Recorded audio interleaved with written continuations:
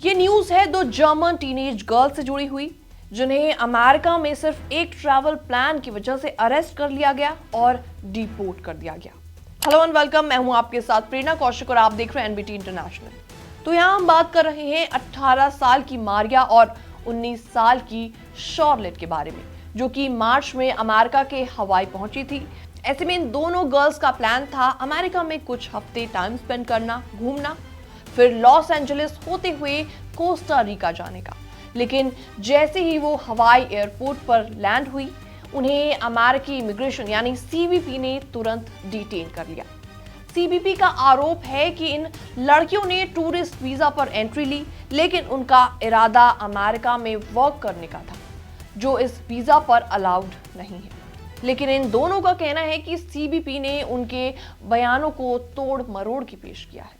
उनका दावा है कि जो इंटरव्यू ट्रांसक्रिप्ट उन्हें दी गई, उनमें ऐसी बातें लिखी थी जो कि उन्होंने कही ही नहीं। लड़कियों के मुताबिक सीबीपी ने उनसे कई घंटों पूछताछ की और ये शक जताया कि उन्होंने पूरे ट्रिप के लिए होटल बुक नहीं किए। तो ऐसे में इन दोनों लड़कियों का कहना था कि वो एक स्पॉन्टेनियस बैकपैकिंग ट्रिप पर थी, जैसे उन्होंने थाईलैंड और न्यूजीलैंड में किया था।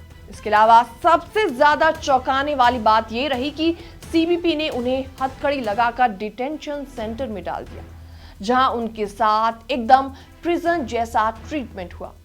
उन्हें ग्रीन जेल ड्रेस पहनाई गई, साथ ही साथ उनकी कड़ी जांच भी हुई। उन्हें अपराधियों के साथ जेल में बंद रखा गया। वहां मौजूद एक कैदी तो 18 साल की जेल की सजा भी काट चुका था। खाने में मिला सिर्फ 2 स्लाइस टोस्ट और एक्सपायर्ड चीज। खाना मिलने के बाद गार्ड ने साफ साफ बोल दिया था कि ये चीज मत खाना। अगली सुबह उन्हें फिर हथकड़ी लगाकर एयरपोर्ट लाया गया और जापान होते हुए उन्हें वापस जर्मनी भेज दिया गया। मारिया और शॉर्लेट का कहना है कि उन्हें कभी उम्मीद नहीं थी कि उनके साथ ये सब होगा। ऐसे में इन दोनों लड़कियों ने माना कि वो थोड़ी नाइव थी और उन्हें नहीं लगता था कि उनके साथ अमेरिका में इस तरीके का ट्रीटमेंट भी हो सकता है। अब वापस जर्मनी लौट चुकी दोनों लड़कियां अमेरिका के इस ट्रॉमेटिक एक्सपीरियंस से डरने की बजाय अब मैक्सिको और कोस्टा रिका की ट्रिप प्लान कर रही हैं, जहां वो एक सर्फ कैंप में काम करने का सोच रही हैं। इसके अलावा वहीं अमेरिका में विदेशी टूरिज्म घटता जा रहा है, जिसकी वजह शायद इसी तरह की सख्त इमिग्रेशन पॉलिसी है।